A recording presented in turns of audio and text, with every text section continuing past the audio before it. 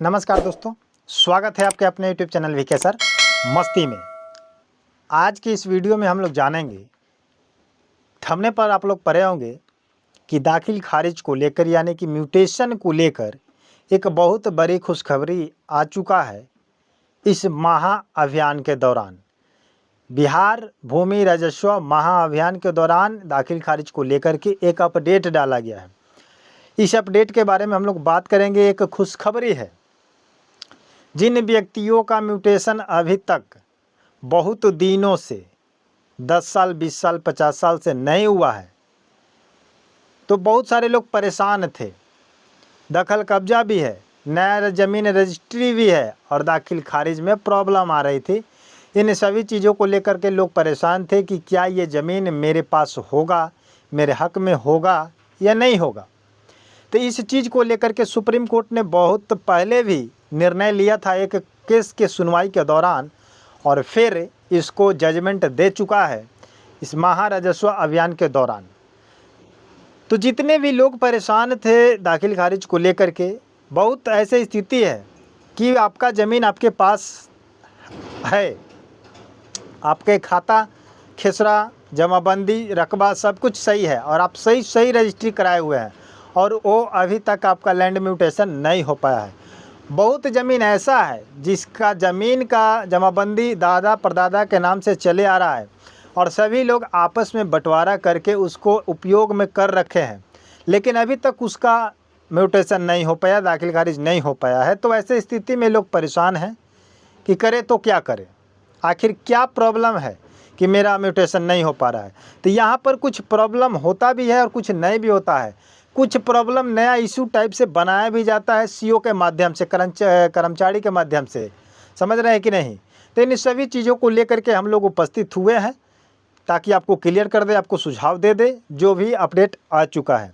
चलिए, वीडियो को स्टार्ट करने से पहले हम आपसे हाथ जोड़ के रिक्वेस्ट करेंगे कि आप हमारे चैनल पर अगर पहली बार देख रहे हैं, पहली बार मेरे वीडियो को सुन रहे हैं, तो आप मेरे चैनल को सब्सक्राइब करके बेल आइकन को प्रेस कर लीजिएगा, ताकि जितने भी लेटेस्ट अपडेट आएंगे वीडियो के माध्यम से सबसे पहले नोटिफिकेशन आप तक चला जाएगा। और वीडियो को इतना लाइक कर दीजिएगा ताकि सभी लोगों को पता चले जाए और मुझे खुशी मिले, मोटिवेशन मिले। उसके बाद इस वीडियो को शेयर कर दीजिएगा जिन व्यक्तियों को अभी तक परेशानी आ रही है म्यूटेशन को लेकर के। ठीक है, चलिए बात करते हैं इस वीडियो को कि सुप्रीम कोर्ट के माध्यम से जो जजमेंट दिया गया था, एक बहुत पहले दिया गया था। क्या दिया गया था? उसमें सुनवाई के दौरान ये बताया था कि अगर मान लीजिए कि कोई ज़मीन आप खरीदे हैं, किसी व्यक्ति से आप परचेज किए हैं, चाहे जितना में उससे कोई प्रॉब्लम नहीं किए हैं, तो ऐसी स्थिति में अगर आप लैंड म्यूटेशन अगर नहीं कराते हैं तो क्या उसका अधिकार आपको मिलता है या नहीं।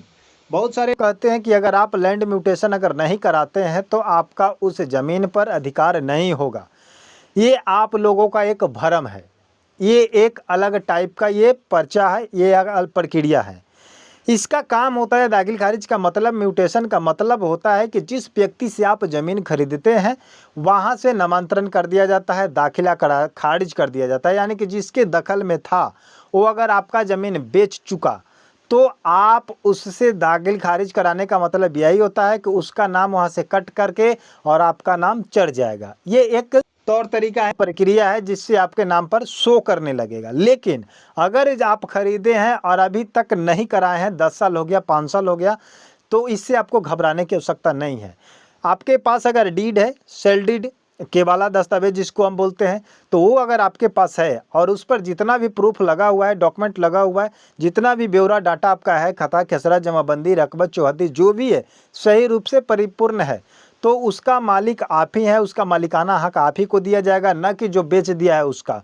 अगर वो कोर्ट में अगर बेचने भी जाता है तो वहाँ पर ऑनलाइन के माध्यम से शो करेगा। अगर नहीं भी कर रहा है, डिजिटल ज़माना मान लीजिए कि अभी नहीं आया, एक बात कर रहे हैं, लेकिन अभी तो आ चुका है, तो वहाँ पर अगर वो बेच कर चला भी जाता है किसी थर्ड पार्टी को, सेकंड पार्टी को, और आप फर्स्ट पार्टी हैं, तो वहाँ पर कोई परेशानी नहीं होगा। जब होगा दखल आपका फर्स्ट परचेज करने वाला व्यक्ति का होगा, क्योंकि सेकंड और थर्ड वाला अगर आता भी है तो उसका दस्तावेज से सन देखा जाएगा कि कौन सबसे पहले किसका रजिस्ट्री हुआ है।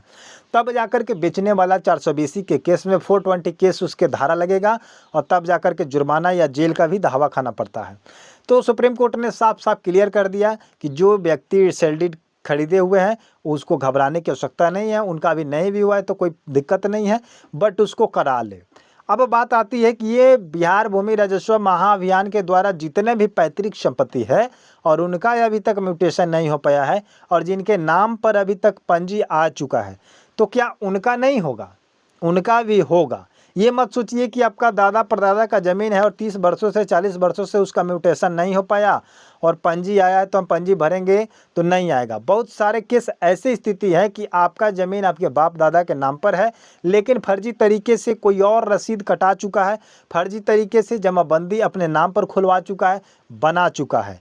तो क्या इस स्थिति में पंजी आपको भरना चाहिए या नहीं भरना चाहिए? आपको पता है कि मेरा ज़मीन है और फर्जी तरीके से किसी और ने दखल कब्जा करके उसका रसीद और उसका जमाबंदी अपने नाम करवा लिया है सीओ के माध्यम से। सीओ का मतलब होता है सर्किल ऑफिसर, यानी कि क्षेत्र का ऑफिसर होता है, ठीक है। तो उसके से मिली जुली घुसखोरी के माध्यम से, भ्रष्टाचारी के माध्यम से कहिए, चाहे पैसा को लेन देन करके वो क्या किया, एक दूसरे को मतलब बरगला करके और उसका उल्टा पुल्टा कर दिया। एक मौजा का दूसरे मौजा में कर दिया, उसका मौजा बदल दिया, इसका मौजा बदल दिया, किसी का रसीद बदल दिया, किसी का जमाबंदी बदल दिया। तो वैसे स्थिति में आपको घबराने की आवश्यकता नहीं है अभी इस स्थिति में, क्योंकि जितने भी लोगों के नाम से पंजी आया है और आपको पता है कि हमारा ज़मीन है और कब्जा किसी और का है, तो आपको डरने की आवश्यकता नहीं है। आपका जो भी डॉक्यूमेंट आपके पास है तो उसको लगा करके आप उस फॉर्म को भर दीजिए और आपको कोई ज़्यादा प्रक्रिया करने की आवश्यकता नहीं है। और जो फर्जी तरीके से करेगा, यानी कि आप अपना फुल डिटेल दीजिएगा, जितना आपका वंशावली है, बंटवारानामा है, खतियान है, केवालाधारी है, सब कुछ अटैच करके उसमें आपको लगा देना है। जो फर्जी तरीके से किया है उसका वहाँ से नाम क्या हो जाएगा, हट जाएगा।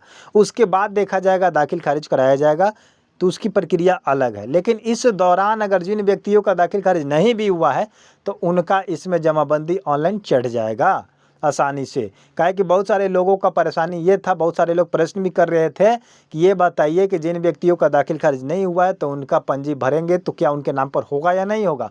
100% होगा, इससे आपको घबराने की आवश्यकता नहीं है। ये सुप्रीम कोर्ट का आदेश है। आपके पास अगर खतियान है, केवाला है, दस्तावेज है या कोई रसीद भी है तो उससे आप अपना मालिकाना हक ले सकते हैं। दाखिल खारिज की बात की प्रक्रिया है, आप उसमें करा सकते हैं। पूरे लैंड सर्वे में दाखिल खारिज का खोज कहीं नहीं है कि आप इस ज़मीन का म्यूटेशन कराए हैं या नहीं है। केवल पेपर देखा जा रहा है कि किसका ओरिजिनल पेपर है, उसी के नाम पर ज़मीन को क्या कर देना है, चढ़ा देना है, विवाद को ख़त्म कर देना है। इसीलिए सर्वे को रोक करके ये महाअभियान चलाया गया है जिसमें केवल पेपर सुधारा जा रहा है। इसमें ये आप लोग मत समझिएगा कि इससे कुछ ज़्यादा आपका नुकसान हो जाएगा। यानी कि इस पेपर को क्यों भेजा गया है आपके घर? इस पेपर को इसीलिए भेजा गया है कि पहले के ज़माना में हाथों से कर्मचारी क्या करता था, अपने रसीद को काटता था, किसी पेपर को भरता था जिसमें कुछ उल्टा पुल्टा भी चढ़ जाता था, गलती भी चढ़ जाता था। 46 के जगह पर 36 भी कर दिया है लोग, 46 के जगह पर 96 भी कर दिया गया है। तो इसी चीज़ को जब मिलान किया गया सर्वे के दौरान तो त्रुटि पाया गया। उसी त्रुटि को सुधार करने के लिए सर्वे को रोक करके बोला गया कि अब एक महाअभियान चलाया जाएगा और घर टू घर भेज करके इस फार्म को पहले सुधारा जाएगा, जमाबंदी जिसका है उसके ऑनलाइन किया जाएगा, खाता खेसरा को सुधारा जाएगा, उसके बाद सर्वे का काम किया जाएगा जिससे आसानी होगा करने में, क्योंकि ओरिजिनल ऑनलाइन से देखा जाएगा, ओरिजिनल पेपर को मिलाया जाएगा, उसके बाद उस ज़मीन को क्या किया जाएगा, मापी करके सर्वे का एक मानचित्र तैयार किया जाएगा। इसीलिए इस महाअभियान को चलाया जा रहा है। तो इससे आप लोगों को क्या सीख मिलता है? आप लोगों को घबराने की आवश्यकता नहीं है कि दाखिल खारिज कोई बड़ा इशू नहीं है जिसको लेकर के आप परेशान हैं। आपके पास कागजात है, डीड है, सेल है, खतियान है, जिसको लेकर के आप आराम से रहिए, उसको भरिए, आपके नाम से आ चुका है। जो फर्जी तरीक़ा से किया है वो फर्जी तरीके से हट भी जाएगा। समझ रहे हैं कि नहीं? तो ये था आपका अपडेट। इस अपडेट को आप इतना शेयर कीजिए ताकि सभी लोगों के पास चला जाए, जितने भी लोग परेशान हैं म्यूटेशन को लेकर के। फेसबुक, ट्विटर, इंस्टाग्राम सभी जगह, व्हाट्सएप पर सभी जगह पर शेयर कीजिए। आप अपने हित, दोस्त लोग, अपने गांव सभी जगहों पर, ताकि सभी लोगों को पता चले। आप अपने व्हाट्सएप ग्रुप में डाल दीजिए ताकि सभी लोगों को पता चल जाए कि आखिर करना क्या है और क्या नोटिस आ चुका है। मिलते हैं नए वीडियो के साथ, नए अपडेट के साथ। तब तक के लिए जय हिंद, जय भारत।